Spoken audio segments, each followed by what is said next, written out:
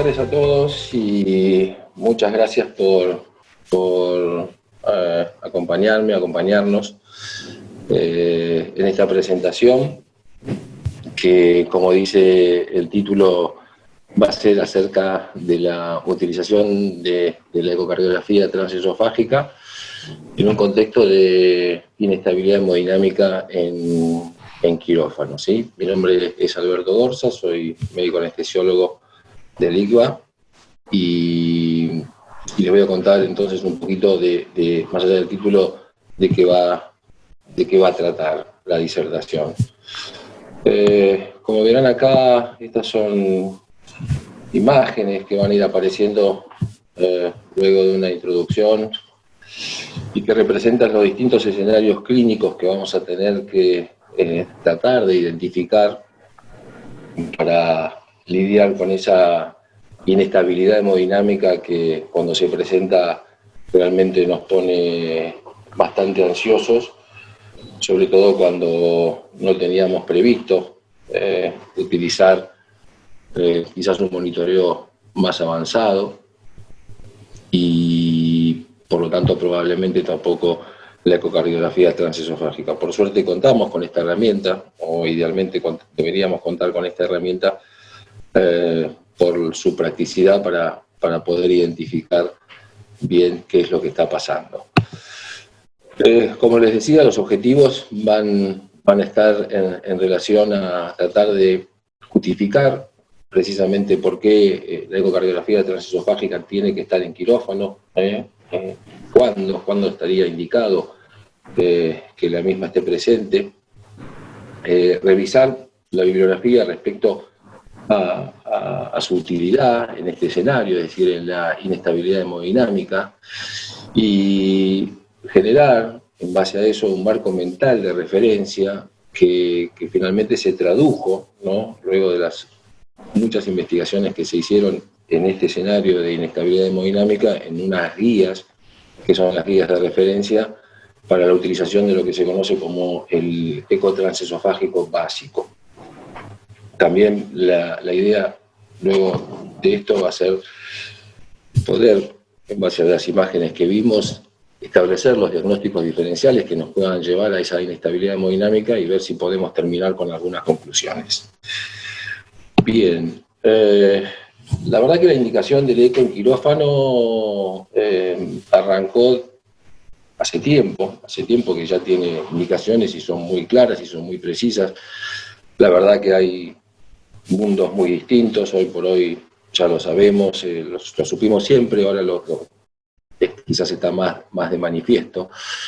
Pero las guías, unas guías que hablan de cuándo estaría indicado la utilización del eco transesofágico, ya datan del año 2010, ya son 10 años, y que se generaron en forma conjunta con la Sociedad Americana de Anestesiología y la Sociedad de Anestesiólogos Cardiovasculares.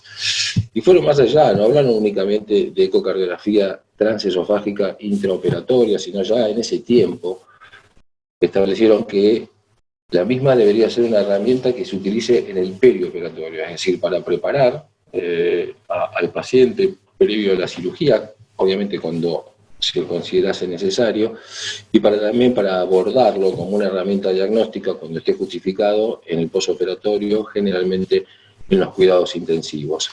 Bien, entonces vemos que el campo no se limita al quirófano y de la misma manera que no se limita a la cirugía cardíaca, que fue un poco la piedra fundamental que gatilló, sobre todo en nuestra especialidad, en los anestesiólogos, la necesidad, dado que nuestra misión es controlar, monitorear, cuidar al paciente durante la cirugía, y que se extrapola, como vemos ahí al pie de página, también a la cirugía no cardíaca y a los cuidados críticos.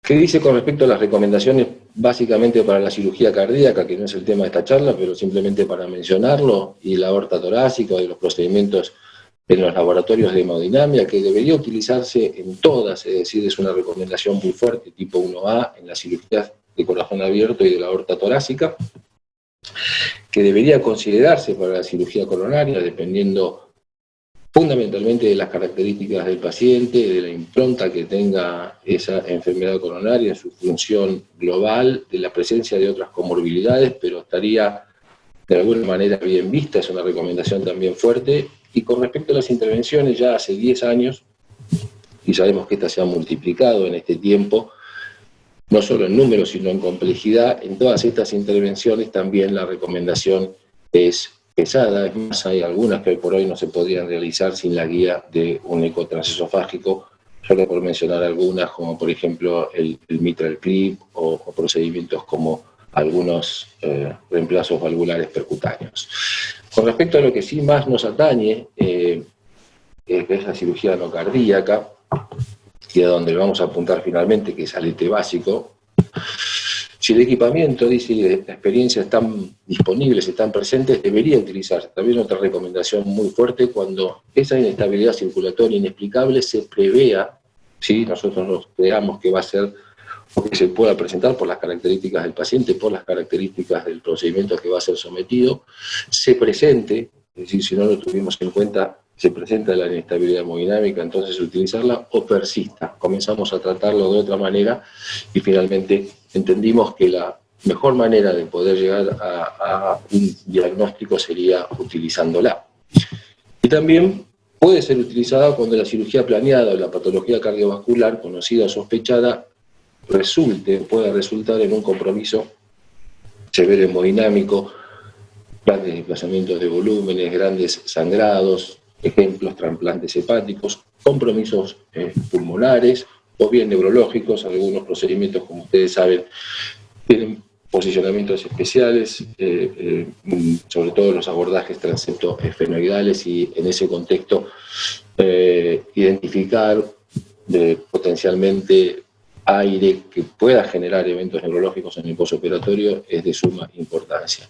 Y como decía, para cerrar, en las recomendaciones hablaba de los cuidados críticos. Sin duda hace referencia a que cuando el tiempo apremia, por decirlo de alguna manera, trasladar a un paciente de cuidados críticos, todos lo sabemos, es difícil, y muchas veces eso se puede resolver in situ.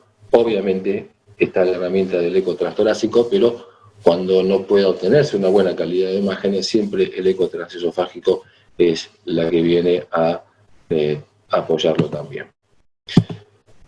Entonces, el rol del ET como diagnóstico, guía y evaluación de la estrategia de tratamiento de inestabilidad hemodinámica, por lo que estuvimos viendo, nos va a ayudar a manejar estos cuadros que cuando se presentan y estamos, entre comillas, a ciegas o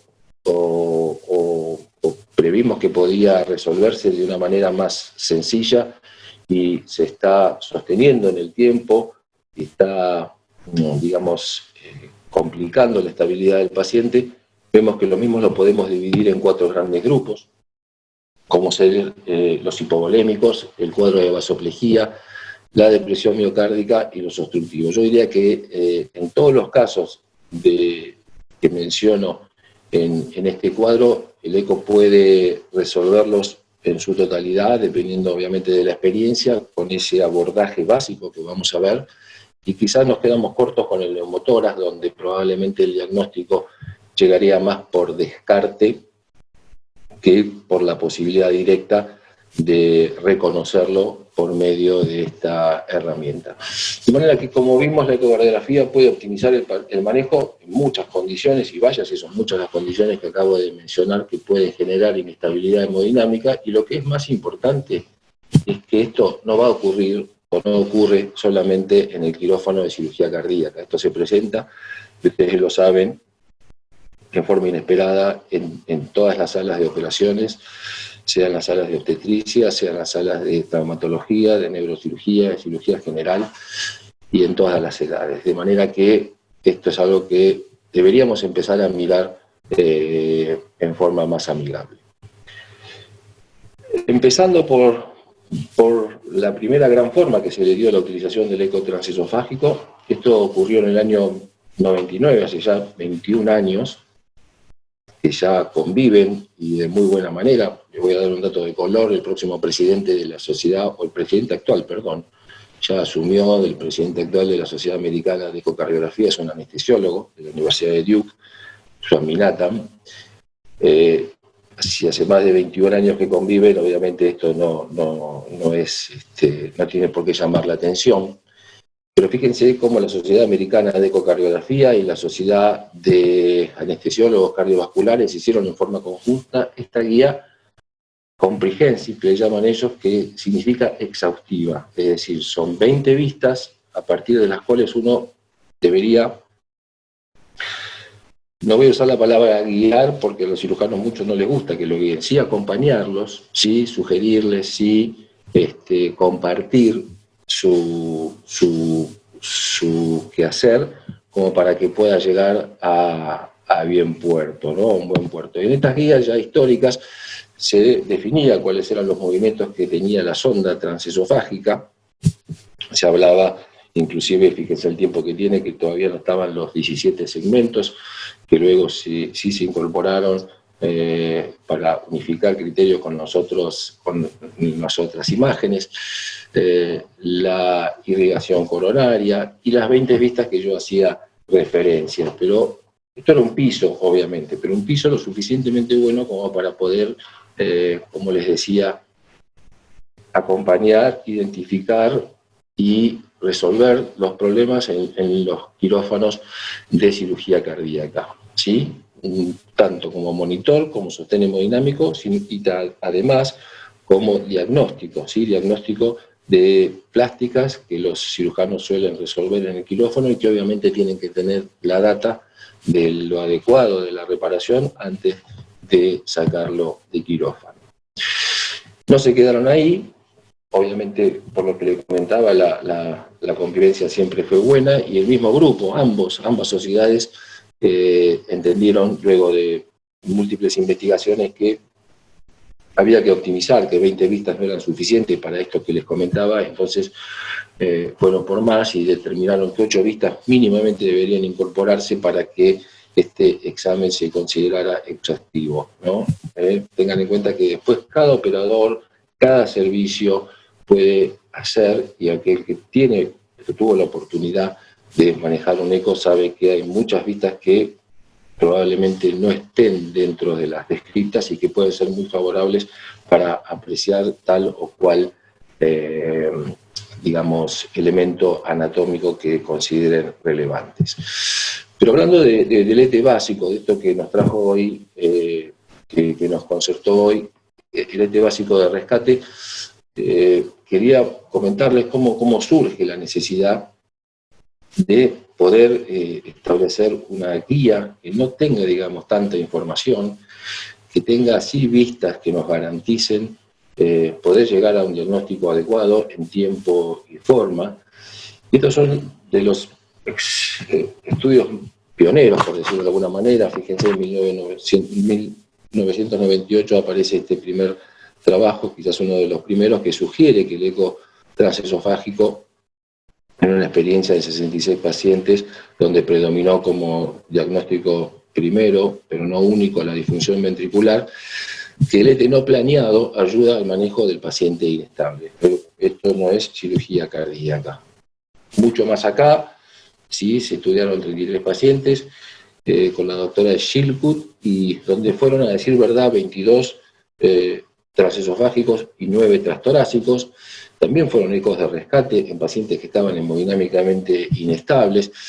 Y lo bueno es que empezó también con estos estudios a sentar la base que no era necesario disponer de todas esas 20 vistas, mucho menos de las 28, para tener la información que a nosotros en esos escenarios nos están demandando la posibilidad de establecer un diagnóstico y orientar el tratamiento cuando el tiempo apremia. De esta manera, a saber de usar pocas imágenes, también vio que los diagnósticos se circunscribían fundamentalmente a unos pocos, por así decirlos, grandes síndromes, ¿no? Porque la hipovolemia puede ser de muchas causas, como lo mismo que la falla ventricular, pero los diagnósticos eran estos: la hipovolemia, la falla ventricular, la isquemia miocárdica, el tromboembolismo pulmonar, el taponamiento cardíaco o anormalidades valvulares, que eran los que teníamos que reconocer para entender dónde estaba el norte, dónde estaba, digamos, la estrategia de tratamiento para corregir ese desorden. Un poquito más acá todavía, también del grupo de la Universidad de Utah, Nicholas Martin, y también, porque estos son anestesiólogos, pero forman parte de lo que ellos llaman Rescue Team, ecocardiografistas que hacen ambas cosas, como la verdad idealmente uno podría hacer, y cuanto más exhaustivo mejor, pero si no, con manejar guía ET básico y el focus, que ustedes seguramente ya han comenzado a escuchar de un tiempo a esta parte, son capaces de resolver esas inestabilidades hemodinámicas, porque como vamos a ver, no se nos piden, o no se piden datos cualitativos, sino, no se piden datos cuantitativos, sino cualitativos que permitan orientar cuál es el problema y cuál es la mejor manera de resolverlo. En este caso, fíjense cómo empieza el algoritmo de ellos, que dice que frente a la inestabilidad hemodinámica se consulta con la ecocardiografía de rescate, se hace un examen básico de rescate, eso es fundamental. Yo les hablaba antes de un marco mental de referencia, eso hace que uno sea consistente, que sea disciplinado. Como vamos a ver, puede ser el que nos dicen las guías, pero puede ser otro, en la medida que uno esté seguro que está tratando, dentro de las alternativas diagnósticas, evaluarlas todas, ¿no? Ese examen básico establece sus hallazgos, y los mismos son, otra vez como en el estudio de Shieldwood, la disfunción ventricular, sistólica, diastólica, los trastornos regionales de motilidad, la hipovolemia, la baja poscarga, el taponamiento. Vemos que los diagnósticos se repiten.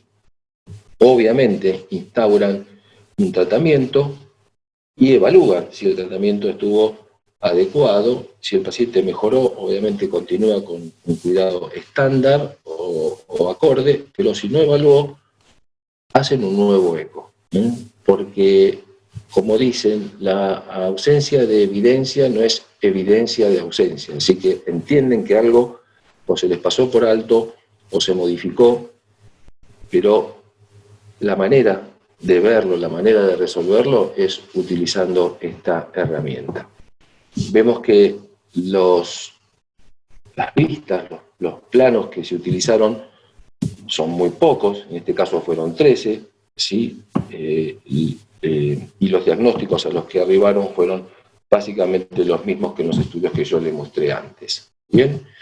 De manera que, si bien arrancamos con la ecocardiografía hace ya unos cuantos años, o se arrancó, mejor dicho, con la ecocardiografía hace ya unos cuantos años para el diagnóstico intraoperatorio de cirugía cardíaca, de cómo resolvía el cirujano sus procedimientos, y después lo incorporamos para monitorizar esos mismos pacientes, sin duda, hoy por hoy, esto ha traspasado ese campo, y la utilización de esta herramienta es no solamente para el diagnóstico, sino también para el monitoreo hemodinámico en pacientes sometidos a cirugía no cardíaca. Es por eso que vamos a dedicar entonces el tiempo para resolver esas inestabilidades hemodinámicas que se presentan sin un origen claro, a desandar esta guía que yo les comentaba, marco de referencia, para poder ver de qué se trata y para cumplir con los postulados, ¿sí?, que son monitoreo y evaluación de la inestabilidad hemodinámica. Acá respetamos un poco lo que ya hace muchos años dijeron, que el objetivo era cuando la inestabilidad hemodinámica se prevea, se presente o persista. ¿Sí? Si lo preveemos, lo colocamos y nos va a ayudar a monitorear y seguramente a manejar mejor las variables hemodinámicas del paciente.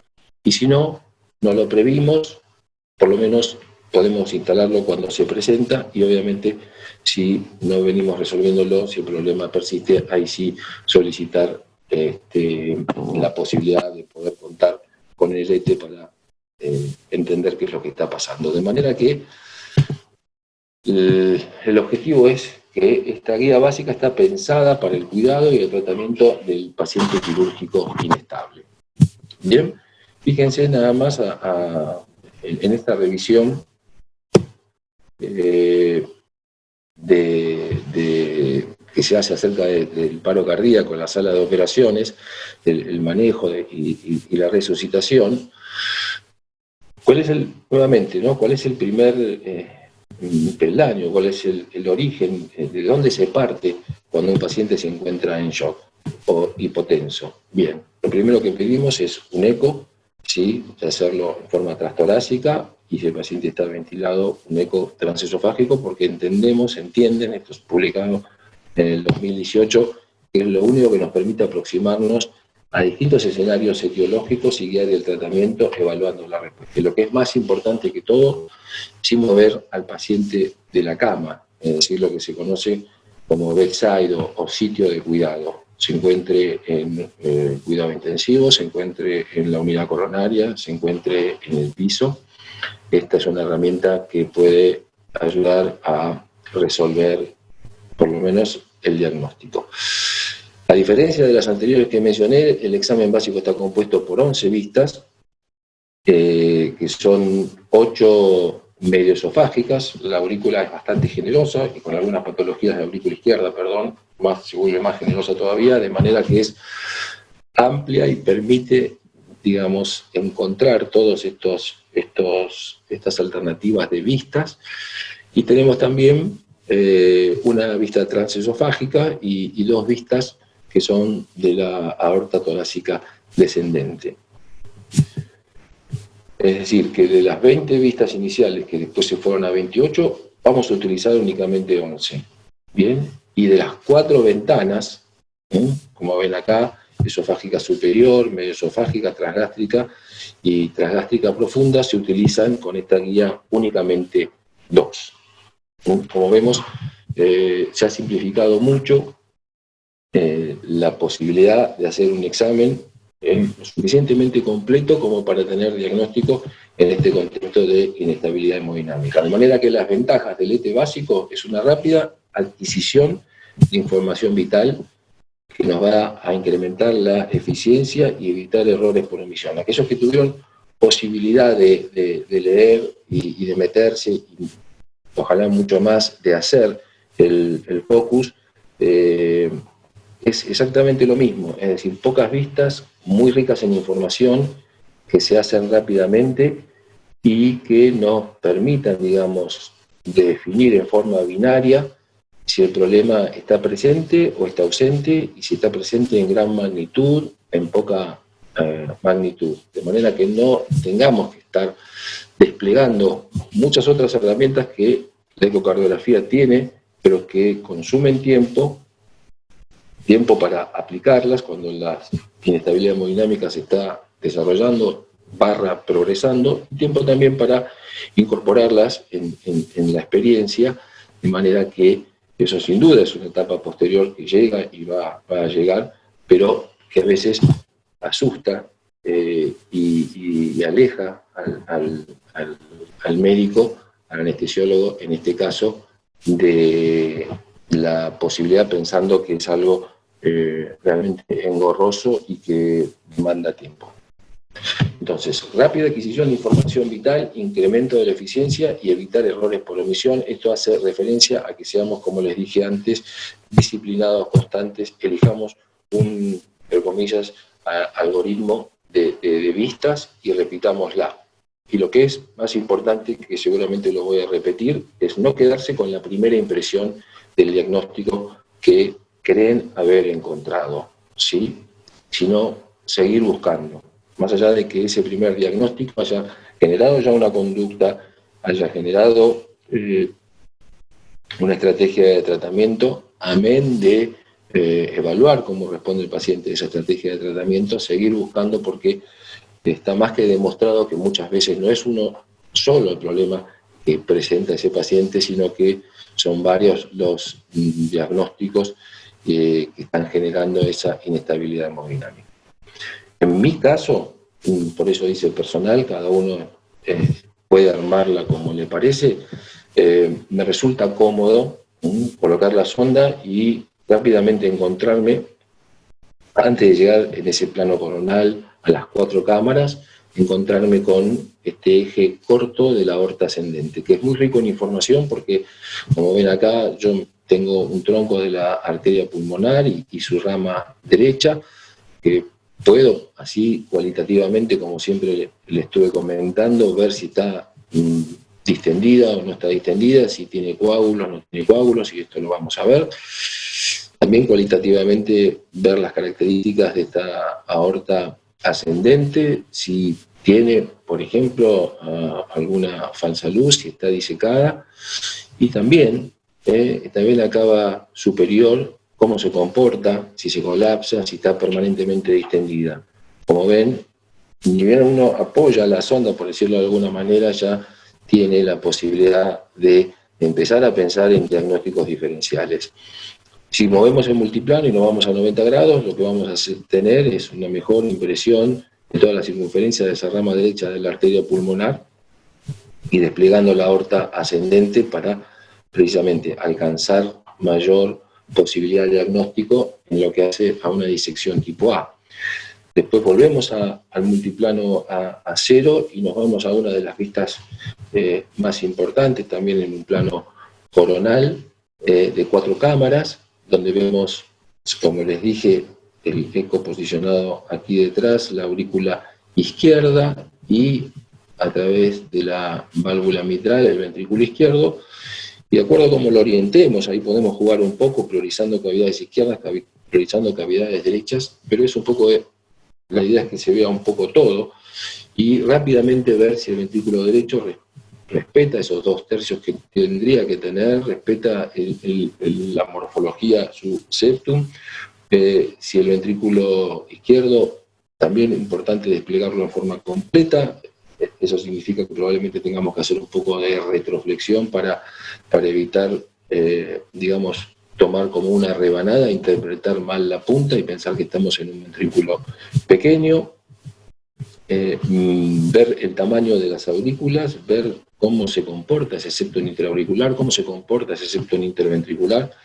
Realmente es mucha la información que nos aporta esta imagen, y mucho más si nosotros le ponemos habitualmente un Doppler color ahí para ver si esa válvula, que obviamente si el daño o la alteración es macroscópica, a simple vista va a poder ser apreciada, pero si no, muchas veces el color pone en evidencia, sobre todo si no estamos posicionados en el sitio de origen del trastorno, pone en evidencia que existe flujos donde no debería haberlo, concretamente flujos sistólicos de regurgitación, ¿sí? O eventualmente por no haber visto una estenosis mitral, un flujo, una aceleración del flujo en diástole.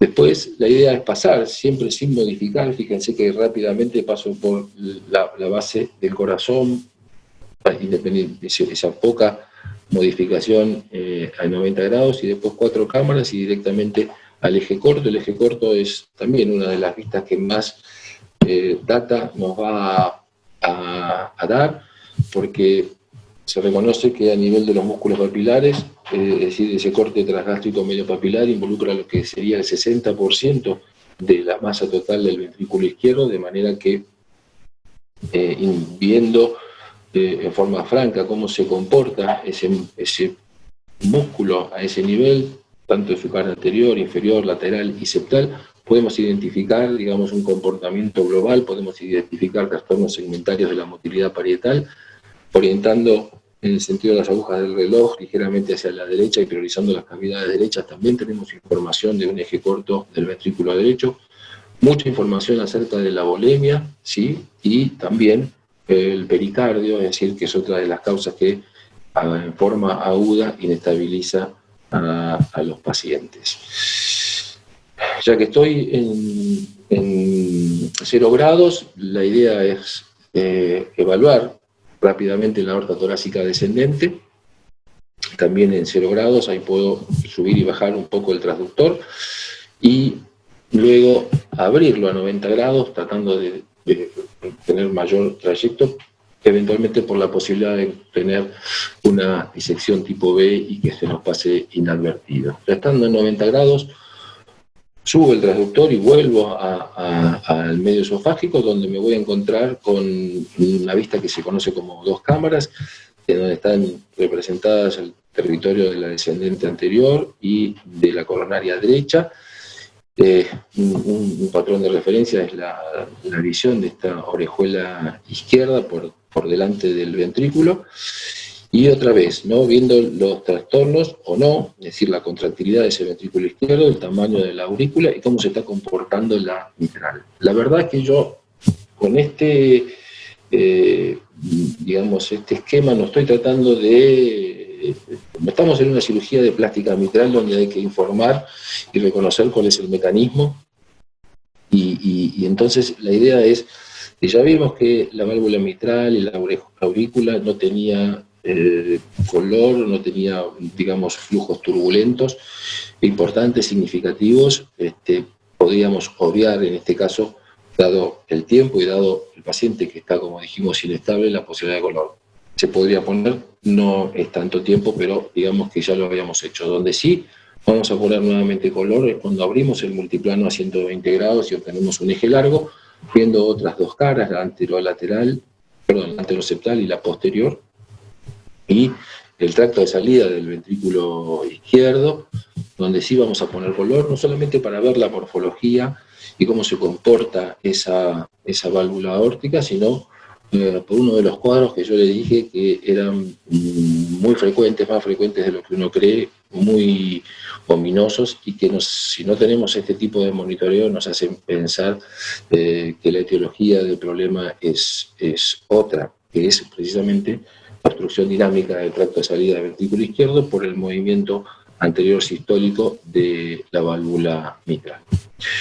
Después de esta vista, lo que hacemos, o lo que hago, es girar nuevamente la sonda hacia la derecha en el sentido de las agujas del reloj, posicionándome en una vista bicava, ¿sí? Que ya bicava modificada, puedo ir de esos 120 a nuevamente a 100, 110, que donde vea mejor precisamente ambas cavas, y aplicarle color para ver si existe una comunicación interauricular con un foramen omar permeable que pueda jugarme una mala pasada con respecto a una hipoxemia del paciente, en el caso de que las presiones derechas se eleven, o una embolización, como dijimos en algunos tipos de cirugías, como ser la neurocirugía de hipoficiaria.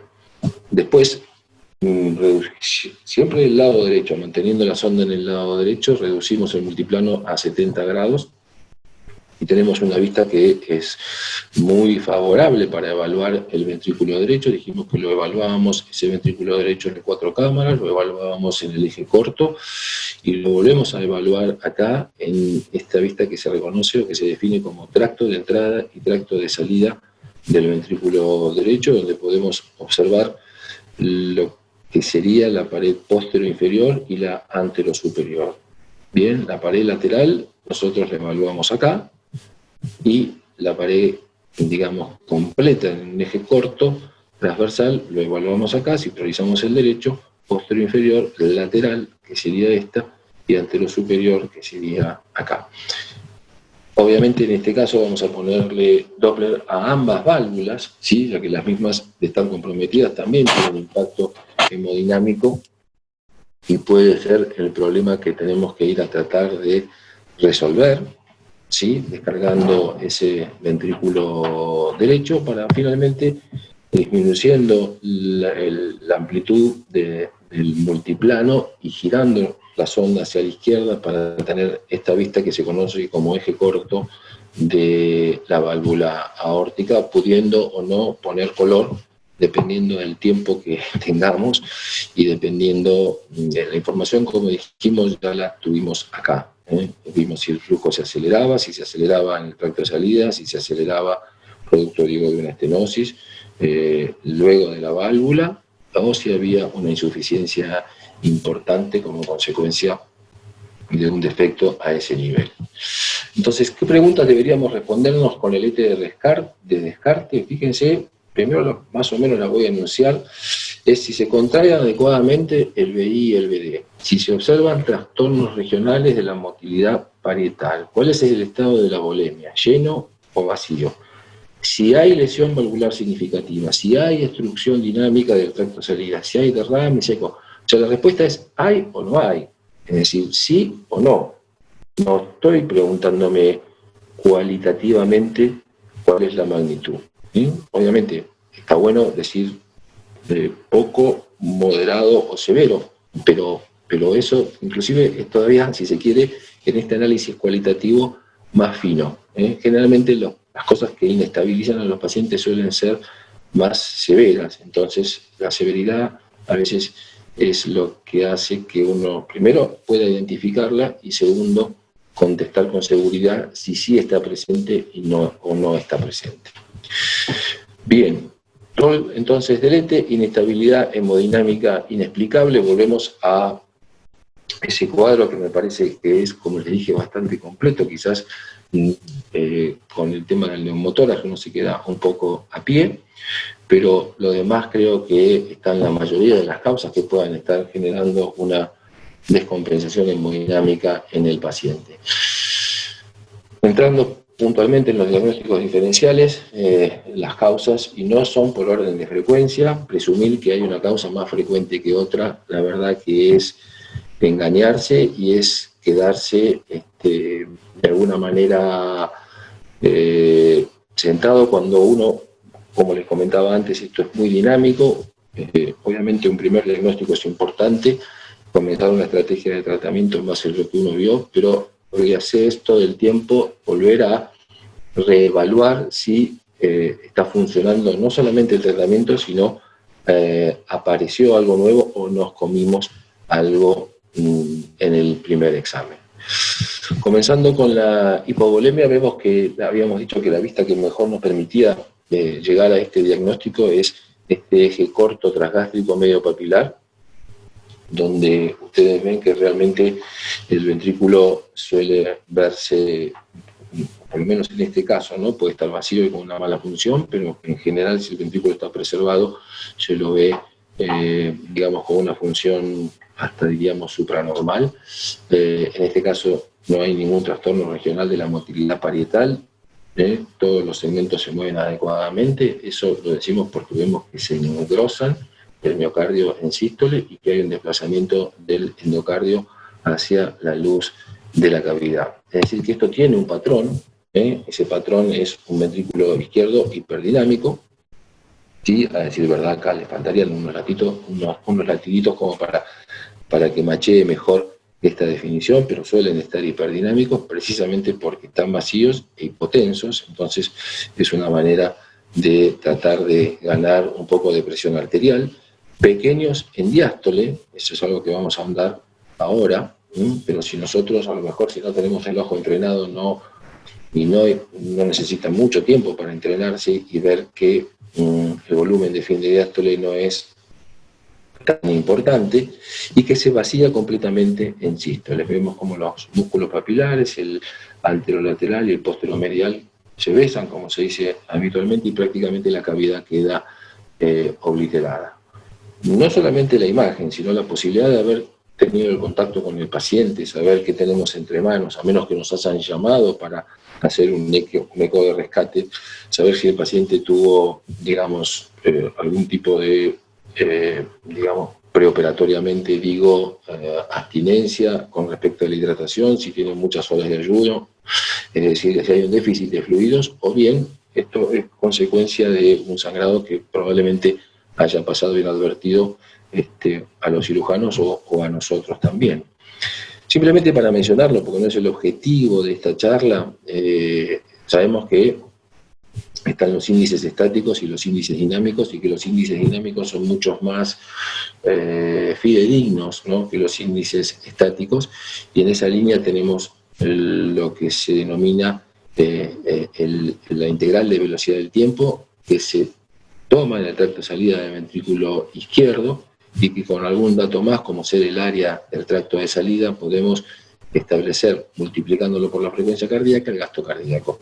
Bueno, lo importante es que si tuviéramos la posibilidad de hacer eso, esa estimación estaría disminuida. ¿Por qué? Porque el volumen que está inyectando, por más que veamos que tiene una muy buena función, es poca. Entonces, ese volumen sistólico, esa integral de velocidad en el tiempo va a ser bajo. Y otra cosa que podríamos hacer, pero no está contemplado, yo quise aprovechar este momento para mencionarlo nada más, y espero no estar haciendo macanas, confundiéndolos, es lo que se llama variación de la presión de pulso, donde ese mismo IVT, pero sostenido, es decir, bajando la velocidad de barrido, viendo cómo se modifica en el caso de que el paciente tenga este cuadro de hipovolemia, veríamos una variación de la presión de pulso significativa, mayor al 15%, lo cual también nos orientaría.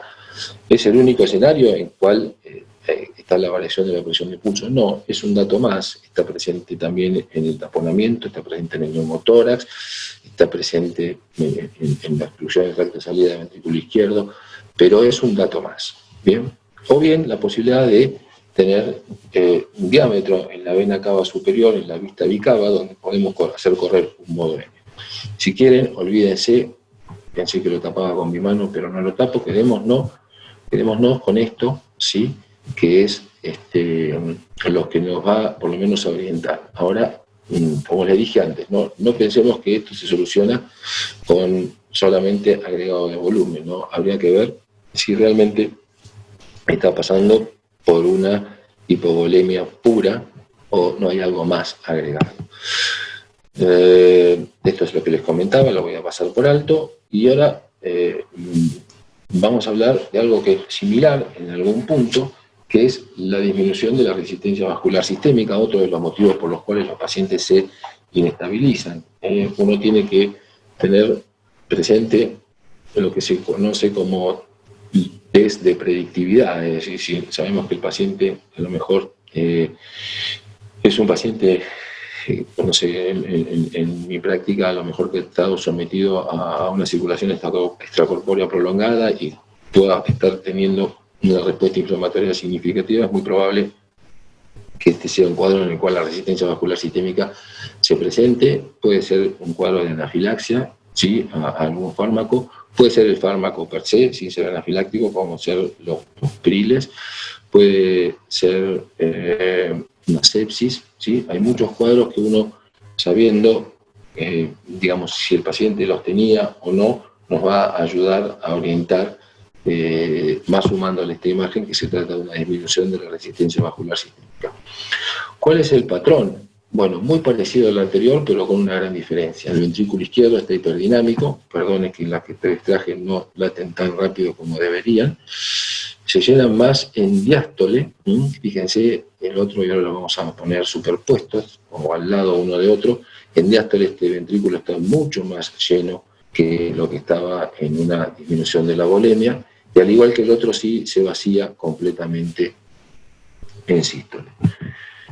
Con ganas de molestar, si tuviéramos la estimación de esa integral de velocidad en tiempo en el tracto de salida del ventrículo izquierdo, veríamos que el gasto cardíaco, en realidad lo que veríamos es un IVT aumentado. ¿Por qué? Porque no hay nada que se le oponga, y este ventrículo, como vemos, en fin de diástole tiene un buen volumen. Entonces tiene buen volumen, tiene polenta, no hay nada que se le oponga, lo que va a inyectar va a ser un volumen muy significativo, de manera que si pudiéramos contar con otro dato, como es el área del tracto de salida, bien, y multiplicarlo por la frecuencia cardíaca, es decir, habiendo obtenido el volumen sistólico por la frecuencia cardíaca, tendríamos seguramente gastos cardíacos de 6, 7, 8 litros, y estaríamos frente a un cuadro precisamente de disminución de la resistencia vascular sistémica. Como les digo, con este patrón pueden perfectamente decir que estamos frente a eso sin necesidad de poner un Doppler espectral pulsado a dicho nivel. Acá lo que les comentaba, estoy comparando ambos escenarios, es decir, una disminución de la precarga, un ventrículo vacío y un ventrículo al que se le opone poca resistencia, es decir, la disminución de la resistencia vascular sistémica. Y creo que es apreciable la diferencia entre este volumen de fin de diástole y este volumen de fin de diástole, ¿sí? De manera que es por ahí, ¿sí? Es por ahí donde tenemos que tratar de poner el ojo para hacer el diagnóstico.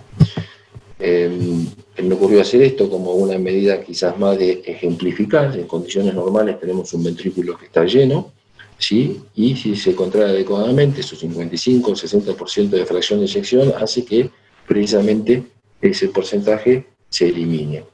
¿Qué pasa si nos encontramos con un ventrículo que tiene, o mejor dicho, al que se le opone una resistencia vascular sistémica baja?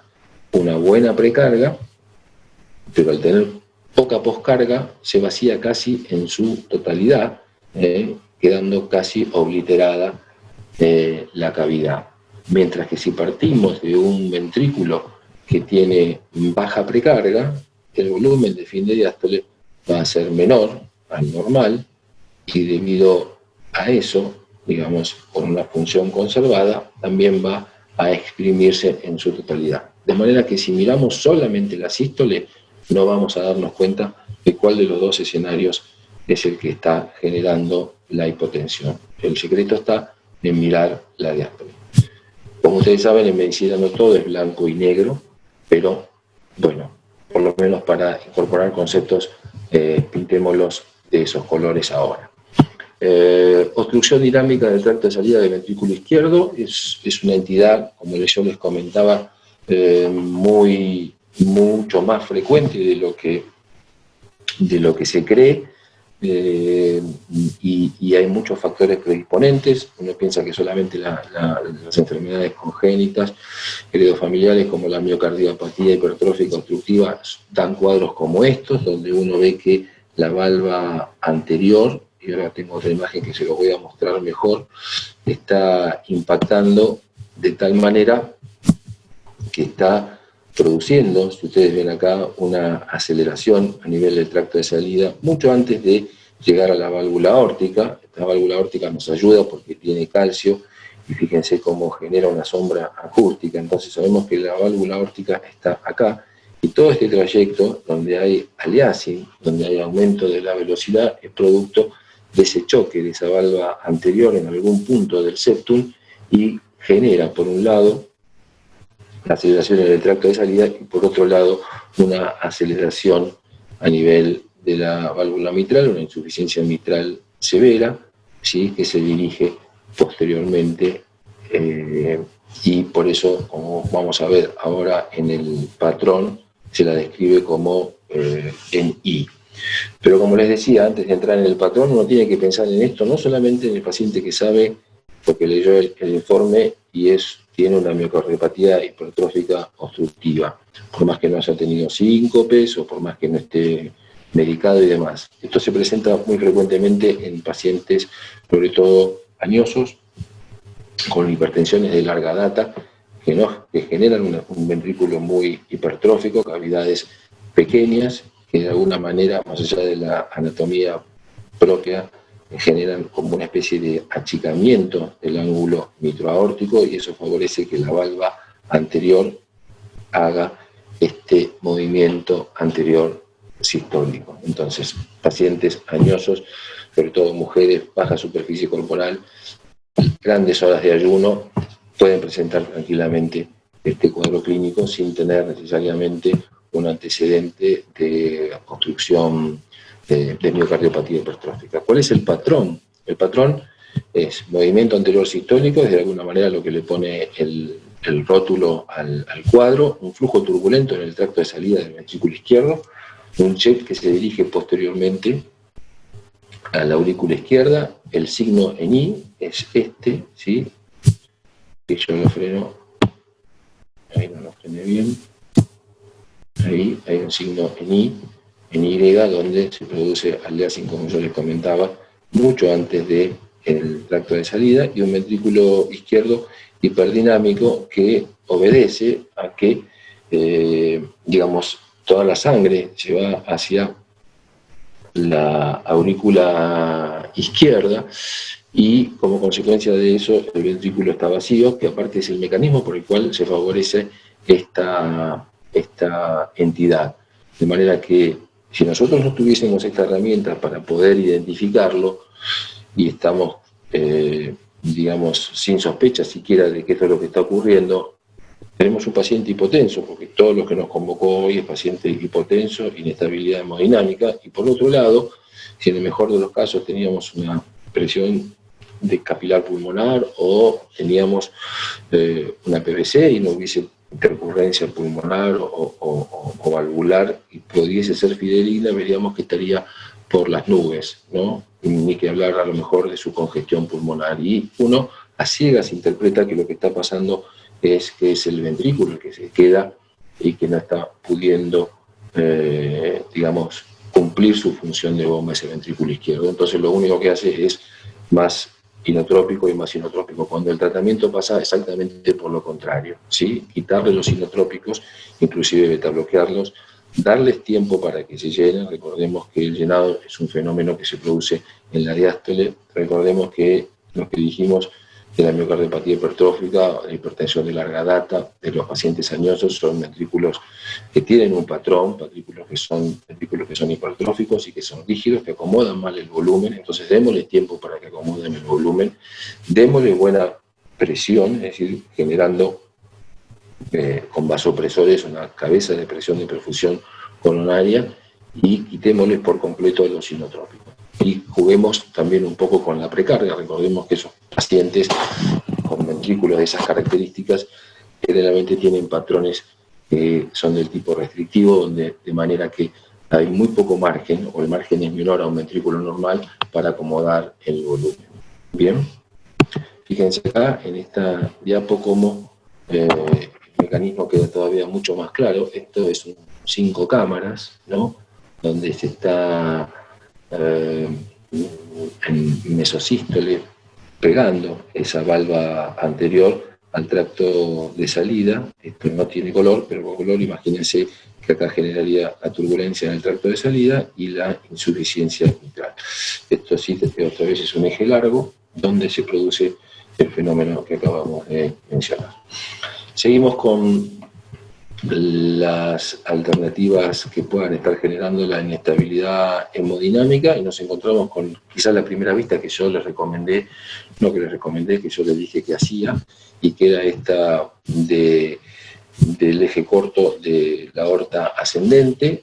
Vemos cuál es la vista, y vemos acá precisamente la aorta, vemos el tronco de la pulmonar, y como estamos con el eco priorizando la rama derecha para tratar de pesquisar lo que vemos, que es un coágulo, ¿sí? O un trombo a ese nivel, que sin duda está obstruyendo el flujo y que está generando en forma retrógrada un aumento de la poscarga muy significativa a nivel del ventrículo derecho. Esto también puede traducirse por el tamaño que tiene esta vena cava superior congestiva, y que obviamente no tiene ningún tipo de movimiento de colapsabilidad con los movimientos respiratorios. Entonces, ¿cuál es el patrón de esta entidad embolo pulmonar? El émbolo precisamente en arteria pulmonar, obviamente uno le pone ya el rótulo. El émbolo en tránsito, si es que el paciente todavía está latiendo, no es el que está generando el problema, sino el que lo va a generar muy rápidamente. Así que es muy terrorífico ver eso dando vueltas en la aurícula o en el ventrículo. Y las consecuencias, ¿no?, de esta embolia pulmonar, que es la falla ventricular derecha aguda, que se manifiesta por una hipoquinesia, dilatación del ventrículo derecho, un ventrículo izquierdo vacío y el signo de McConnell. Si ustedes saben que el ventrículo derecho está irrigado fundamentalmente por la coronaria derecha, excepto la pared que comparte con el ventrículo izquierdo, que tiene una irrigación mixta derecha y descendente anterior. Esto es lo que se produce como consecuencia de un aumento de la poscarga. Fíjense que tenemos una pared libre del ventrículo derecho que prácticamente no se contrae. Acá existe una manera de valorarlo, que es un modo M o con un Doppler tisular, y ver la excursión de este plano del anillo tricuspidio, que obviamente no estamos alineados para poder hacerlo, pero solamente con mirarlo, si bien se ve poco, vemos que excursiona mucho menos de los 17 milímetros que tendría que excursionar.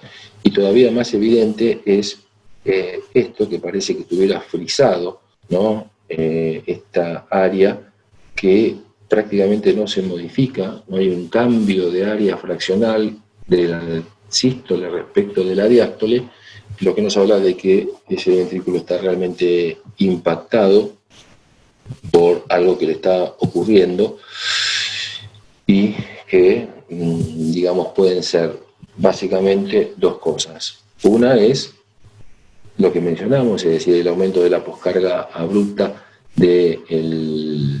a nivel del lecho vascular pulmonar.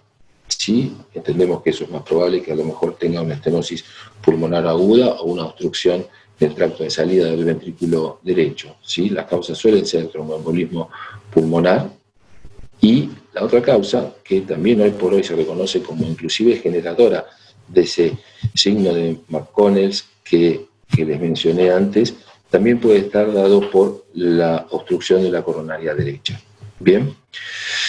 Y acá es donde tenemos que afinar el ojo para ver si se trata precisamente de un problema isquémico o si se trata como consecuencia de un aumento de las cargas. Si ustedes prestan atención en este eje corto transgástrico medio papilar y recuerdan la irrigación, ¿sí?, del músculo cardíaco, esta cara inferior, ¿sí?, esta cara inferior está irrigada por la coronaria derecha, que es la misma que irriga la pared libre del ventrículo derecho y parte del septum.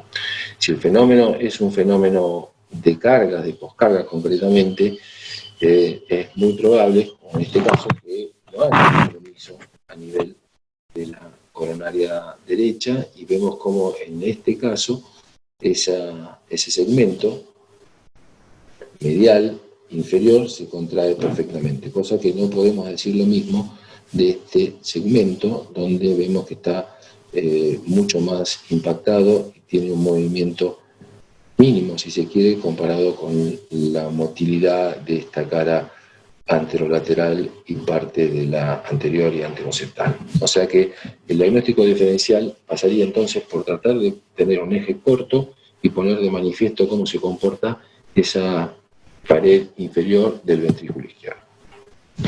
Acá vemos otros ejemplos, donde está el ventrículo derecho también muy impactado y cómo se sobrecarga de presión, cómo tenemos, digamos, desviado el septum interauricular. No tenemos color, pero seguramente habría una insuficiencia tricuspidia muy importante. Esta es una diapo que tiene unos cuantos años, pero creo que ejemplifica muy bien ese quedo en una de las vistas que yo les había comentado. Nos permite apreciar muy bien la pared libre del ventrículo derecho, y que es la que se denomina tracto de entrada y de salida del ventrículo derecho. Y acá está el signo de McConnell, donde lo que está preservado es el ápex, desde el punto de vista de la función ventricular, y la aquinesia, como vemos, y dilatación del ventrículo derecho. Bien, con la sobrecarga, obviamente, a nivel de la aurícula manifiesta por esa desviación del septum interauricular. Con respecto al ventrículo izquierdo, ya nos metemos en la fase ventricular izquierda, tenemos la posibilidad de, en ese eje corto transgástrico medio papilar, reconocer la irrigación de las tres coronarias, y después también jugar, si queremos, para identificar más finamente los segmentos apicales, basales, medios y apicales de las distintas caras, como es en este caso la cara anterolateral y la inferoseptal, la cara anterior y la inferior, y la cara anteroseptal y posterior. Si nosotros ponemos el eco y nos encontramos con este ventrículo, lo más probable es que pensemos que tenemos a la madre del problema, pero es muy probable que esto sea una miocardiopatía dilatada, probable no, es una miocardiopatía dilatada crónica, y que no necesariamente este paciente tiene que estar inestable. Recordemos que estos ventrículos son súper generosos en tamaño, albergan muchísimo volumen, y que por más que tengan fracciones de eyecciones de 15%, a veces de 20%, respecto del volumen que albergan, eso probablemente les alcance para tener un volumen sistólico y por ende un gasto cardíaco normal. A veces es mejor o es más tener 15%, no es mejor, ¿no? Pero sí que es más en volumen, un 15% de 300 mililitros que tener 50% de FEI de un ventrículo que tiene 70 mililitros porque está totalmente vacío. A lo que voy es que vemos esto de la misma manera que veíamos algo completamente vacío, seguir buscando, tratando de identificar obviamente algunas otras causas que estén inestabilizando al paciente. Sin duda, el patrón de la disfunción ventricular izquierda, de la misma manera que hicimos los test de probabilidad, está bueno conocer si el paciente era un paciente coronario, si era un paciente que tenía alguna valvulopatía, o si no se conocía nada de esto, si tenía, digamos, los factores de riesgo que nosotros sabemos que generan este tipo de problemas y que son por todos conocidos, ¿no? Sin duda hay una disminución de la función del ventrículo izquierdo, hay una dilatación crónica, puede haber cicatriz, ¿sí?, como consecuencia de infartos previos, pero como le dije antes, este paciente puede estar estable y nosotros tendríamos que tratar de preservarlo así. Estos son otros ejemplos para tratar de detectar isquemia miocárdica izquierda, global o segmentaria, donde vemos que en este caso el trastorno está más que nada a nivel anteroseptal, ¿sí? En este caso el trastorno está, o sea, a nivel de la descendente anterior, acá está más que nada a nivel de la circunfleja, en la cara posterior, ¿sí? El lado derecho parece contraerse algo, podría ser algo de la circunfleja. En este ventrículo también dilatado, vemos un infarto importante a nivel de la cara inferoposterior, y en este otro vemos que tenemos compromiso fundamentalmente a nivel de la porción inferoseptal inferior. Lo mismo para ver trastornos segmentarios de la motilidad parietal. Tenemos los ejes largos que yo les había mencionado, 4 cámaras y 2 cámaras. Vamos a ir ya finalizando con las valvulopatías, que es otra de las causas que, como vimos en las causas miocárdicas, las valvulopatías, las arritmias, ¿sí?, y los trastornos isquémicos o los infartos de miocardio son los que repercuten en las cavidades y los que generan la descompensación hemodinámica. En este caso estamos viendo una enfermedad porque hay tanto estenosis como insuficiencia. Esta es una enfermedad mitral, digamos, es una enfermedad reumática. Fíjense cómo está preservada la parte del anillo y la parte del aparato pareciera subvalvular, y los bordes libres son los que están comprometidos. Y cómo dilató esta aurícula, habría que tener otra vista porque probablemente las cavidades derechas estén mucho más dilatadas y más comprometidas de lo que veo acá. ¿A qué quiero llegar con esto? Que si uno ve este cuadro, el objetivo tiene que tratar de preservar no tanto la circulación sistémica, la que sin duda hay que optimizar, pero fundamentalmente no agredir más el lado derecho, ¿no?, preservando la función del ventrículo derecho, no aumentando la poscarga. De esa manera, con un derecho que por más que esté súper, digamos, hostigado, tenga la posibilidad de cumplir, aunque sea a medias, su trabajo como consecuencia de la obstrucción que tiene acá la válvula mitral. Con respecto a las estenosis, también la válvula aórtica es algo que es muy frecuente, es una enfermedad muy prevalente, ya sea en la población más joven por su origen bicúspido o bien de origen degenerativo en los pacientes de más edad, y que también tienen una válvula bicúspide, y vemos cómo generan, como yo les había mencionado, una hipertrofia concéntrica, y que es necesario, reconociendo la presencia, que como ven, cuando son severos probablemente no hace ni falta colocarle el color para ya entender qué es lo que está pasando, reconocer que ese paciente tiene que tener un perfil hemodinámico distinto que le garantice dentro de todo poder tener un gasto cardíaco adecuado. Es decir, este paciente nunca debería estar taquicárdico, este paciente nunca debería estar hipotenso porque la obstrucción es fija y necesita tener como consecuencia de este miocardio una presión de perfusión coronaria adecuada. Tendríamos que ser cuidadosos, pero también adecuados con el volumen, porque suelen ser ventrículos, digamos, hipertróficos y que manejan mal el volumen, pero que lo necesitan como consecuencia de esta obstrucción. Tendríamos que mantener por todos los medios una frecuencia baja y un ritmo sinusal. Estamos terminando con las insuficiencias. Fíjense, este es un cuadro de agudo, producto de un infarto de miocardio. Vemos cómo se desprendió una parte de la cabeza del músculo papilar posterior y cómo esta porción posterior, precisamente la porción basal, está bailando, es decir, no está contrayéndose, a diferencia de lo que ocurre con los otros segmentos que tienen sí un desplazamiento centrípeto, producto del infarto que yo les mencionaba. Sin duda no hace falta el color para entender que acá hay una insuficiencia masiva. En este caso, en este eje largo, lo que se observa es una disección tipo A, que está probablemente comprometiendo la función valvular, entrometiéndose y generando, como suele pasar muchas veces, una insuficiencia aórtica, y es algo que nosotros tenemos que evidenciar sin duda con el color. Pero lo que voy es que con estas imágenes bidimensionales, sin mucha cosa, sin Doppler espectral pulsado continuo, sin Doppler tisular, sin mediciones cuantitativas, nos orienta la estrategia de tratamiento.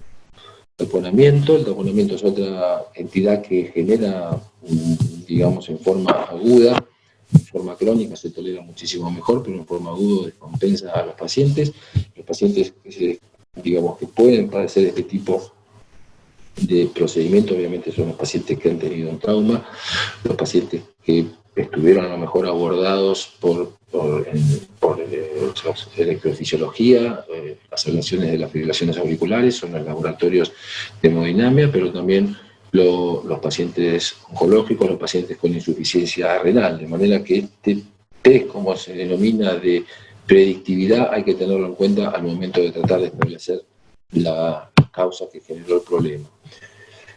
El patrón, bueno, el patrón es este, ¿no? Derrame pericárdico, anicogénico, que se encuentra en la cavidad, y la comprensión de las cámaras, la aurícula derecha y ventrículo derecho. La aurícula, si prestamos atención acá, vemos que la aurícula derecha se expande en diástole, que es cuando recibe volumen, y de manera que cuando se cierra la tricúspide, que comienza la diástole, se expande. Y se dice que cuando compromete más de un tercio de la sístole esa compresión, estamos en presencia de un taponamiento. A veces no es necesario que haya mucho líquido en la cavidad, que se haya formado un coágulo, que se haya formado, sobre todo después de la cirugía cardíaca, que esté comprometiendo esa aurícula derecha, puede estar, digamos, generando el mismo cuadro hemodinámico. Mientras que el ventrículo, normalmente, como consecuencia de que se contrae en sístole, se colapsa en diástole.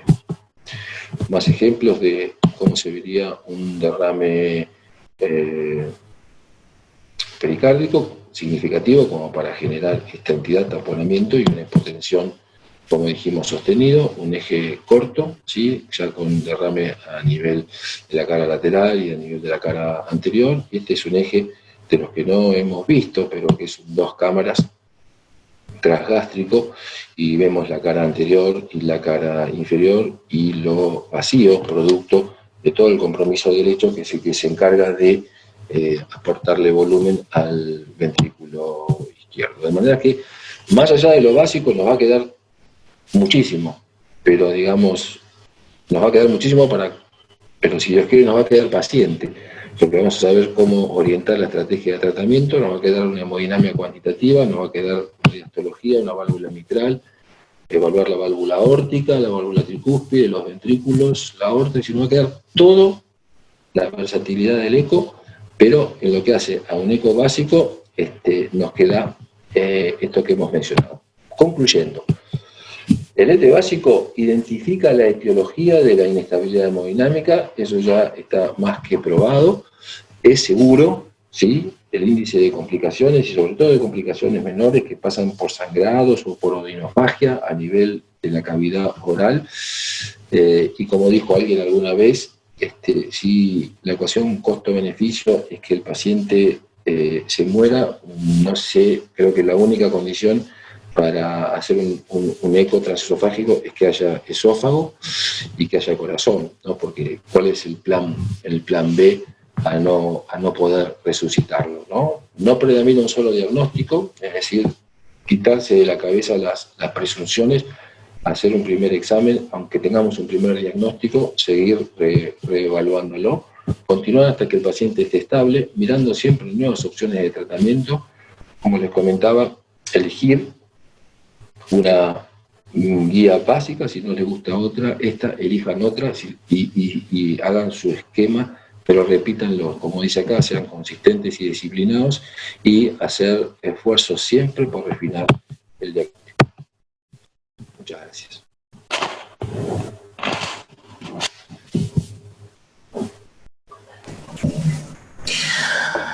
Bueno, gracias, doctor. Abrimos este momento para hacer, si desean, algunas preguntas. Acá tenés un mensaje de Mauro Costantini que te dice genial, como siempre. Muchas gracias, Mauro. Muy amable. Pero bueno, parece que estuvo todo bastante claro. Sí, acá tenemos otro mensaje de Gonzalo Ramos que dice: brillante la clase del doctor. Felicitaciones. Bueno, son todos amigos, por eso. Sí, el doctor Plasendi también, clarísimo todo. Muchas gracias. Bueno, muchas gracias por los comentarios, muchas gracias, como les comentaba al principio, por la posibilidad de difundir esta herramienta que nos parece trascendental, empezando por esto, que como vimos salva vidas, y bueno, sin mencionar todas las otras cosas que podemos hacer, ¿no? Bueno, siguen llegando agradecimientos desde acá. Saludos desde Jujuy, de Ferrioja.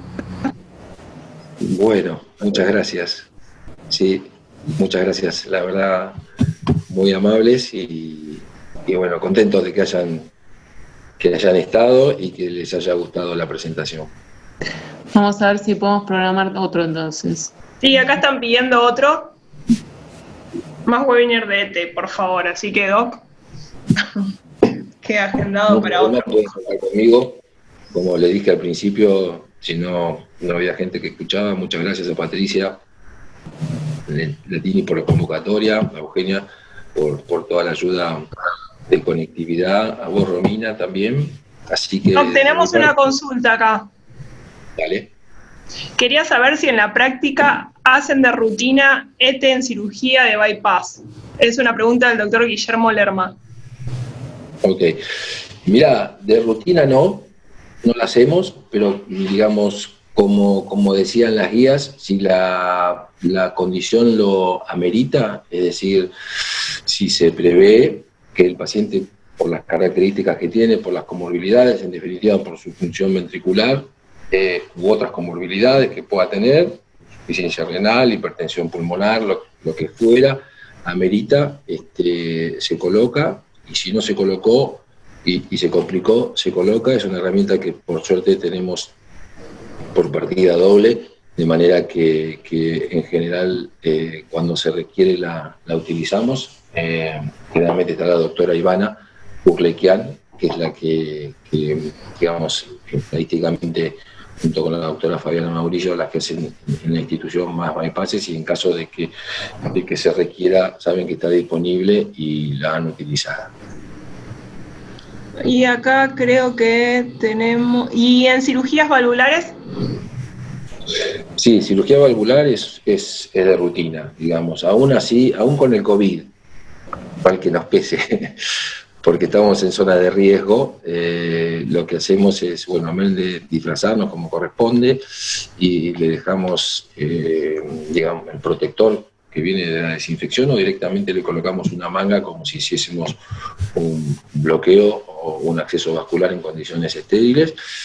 Y sí, digamos, aunque sea aunque sea leve, digamos, me refiero que tenga poco impacto a nivel miocárdico, el trastorno valvular y el paciente no presente otras comorbilidades, la verdad que uno, iba a decir se mal acostumbra, pero creo que se bien acostumbra porque permite eliminar, digamos, estar seguro con la eliminación de todo el aire, que es algo que siempre se hizo a ciegas, y una vez que uno se acostumbra a ver que sale de bomba como tiene que salir, entonces eso está bueno. Al cirujano también, hoy por hoy, bien acostumbrado, le interesa descartar la posibilidad de que haya algún tipo de leak, ver a la válvula normofuncionante, por qué no medir gradientes también, así que sí, es de rutina. Otra consulta por acá del doctor Bruno Colombo. ¿En trasplante cardíaco es rutina? Sí, seguro.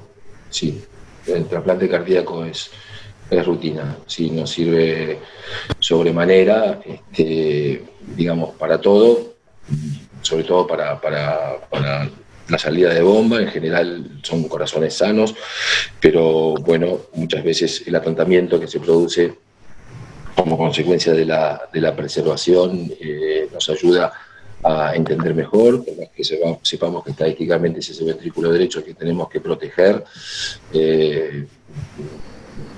Es algo que digamos que lo utilizamos siempre, y también, ¿por qué no?, si el donante está muy comprometido, es una herramienta más para el manejo en esa etapa preimplante, ¿no? Por acá arriba creo que había otra, un segundo, algo de los cálculos había leído por acá. Acá, por favor, cálculos de SAP en pacientes con ventilación y PIP alta.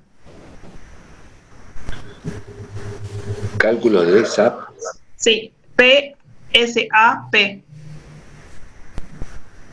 Presión en la arteria pulmonar sistólica pulmonar. Sí. Sí. Claro. Bueno, no sé exactamente a qué apunta la pregunta, pero el cálculo de la presión en la arteria pulmonar sistólica se hace no con, se hace con las vistas que vimos, con dos básicamente de ellas, que puede ser el 4 cámaras o puede ser el tracto de entrada y salida del ventrículo derecho, dependiendo, digamos, el jet, porque si no hay jet no hay manera de...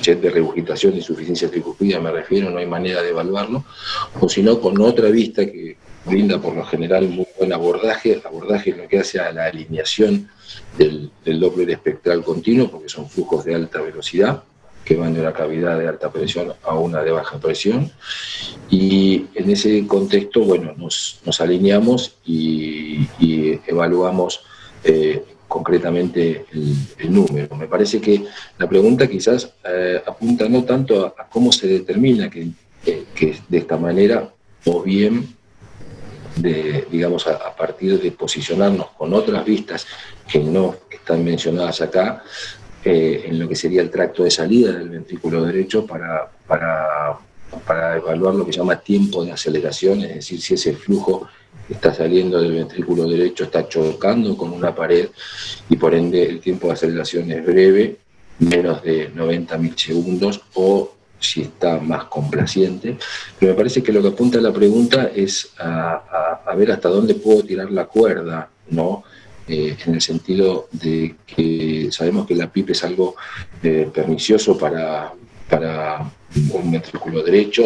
Entiendo que si el paciente lo necesita, seguramente hay que colocarla, pero es una de las primeras cosas que sacamos en un contexto de descompensación hemodinámica, en la medida que el paciente pueda sostener una oxigenación y permisiva, por decirlo de alguna manera. Así que si la pregunta apunta a un número, no te lo puedo dar. Sí, lo que te puedo dar es quedarse al lado del paciente y ver cuál es ese número de PIP que por un lado te permita tener una oxigenación satisfactoria y por otro lado una hemodinamia satisfactoria, es decir, que no comprometa tanto ese ventrículo derecho y por ende a la hemodinamia en general, ¿no? Bueno, creo que no hay más preguntas por ahora. A ver, una otra. Bueno, igual está mi correo. No Creo que mucho tenemos más una más. ¿Utiliza ETE TAVI de rutina? La verdad que de rutina no. Ya hicimos una curva de aprendizaje con las TAVI, lo cual no significa que muchas veces creemos que no lo vamos a utilizar y lo terminamos utilizando. Las TAVI hoy por hoy siempre depende, nada es absoluto, pero se hace en consideración, ¿sí? Y entonces, aún con sedación, hacemos ETs y tratamos de no ventilarlos a los pacientes en las medidas que el paciente, digamos, pueda sostener su oxigenación, su hemodinamia, pero la regla no es ET en el 100% de los casos. De la misma manera que se simplificó el abordaje por parte de los cirujanos, donde venían antes, los hemodinamistas, perdón, donde venían antes los cirujanos para hacer las aperturas a cielo abierto y hoy por hoy a center close. Nosotros también estuvimos a la altura de las circunstancias, simplificando la necesidad del tratamiento. La verdad que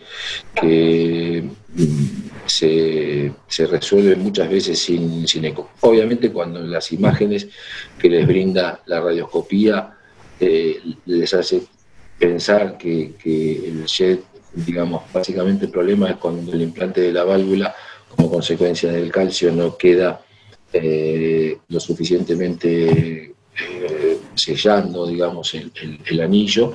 Entonces hay una insuficiencia importante. Ellos sí tienen límites, números, digamos, más allá de los cuales no deberían permitírselos. Entonces, frente a la necesidad probablemente de tener que balonear esa válvula o mínimamente reposicionarla, ahí el ET podría ser una ayuda, pero no es de rutina. A veces, de hecho, si la anatomía del paciente es favorable, me refiero a su contextura, puede manejarse con un transtorácico.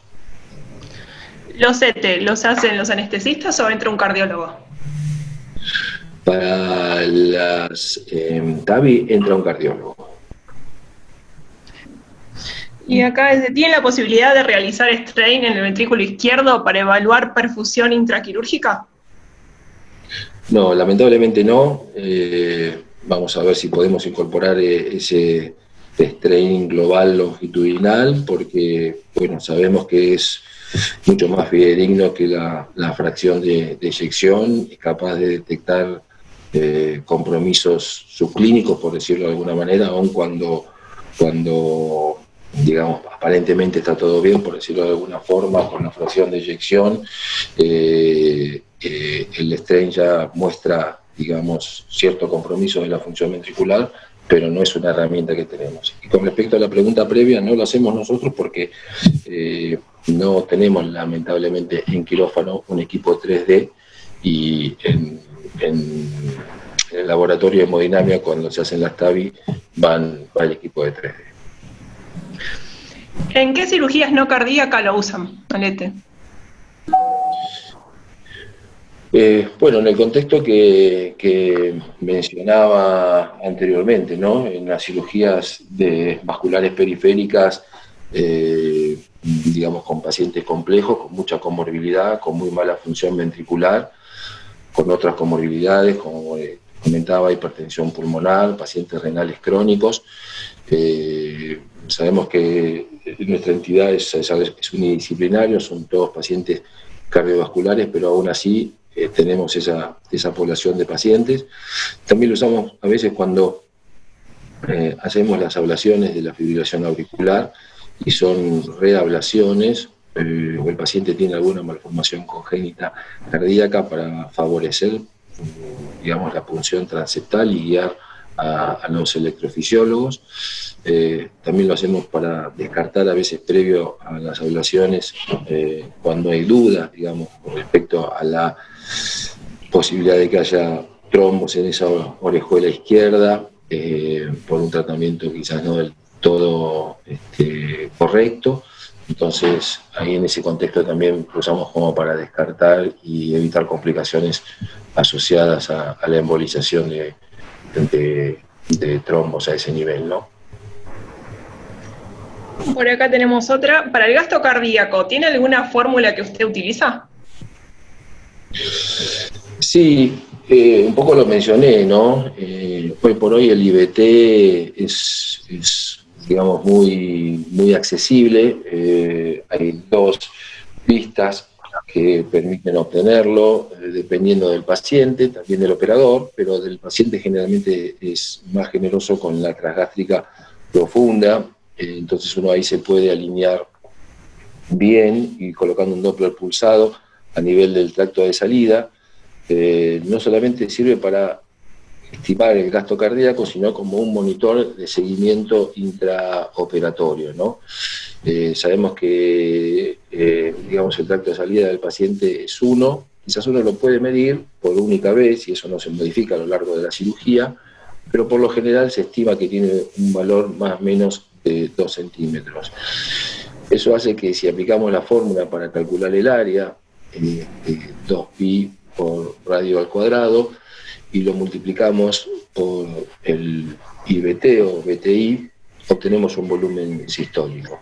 Y de esa manera, multiplicándolo por la frecuencia cardíaca, tendríamos el gasto. Pero más que obtener el gasto, utilizamos el BTI con esa línea de corte en el ventrículo izquierdo de 18 centímetros aproximadamente, y con eso, digamos, estamos más o menos seguros de si las cosas están funcionando bien.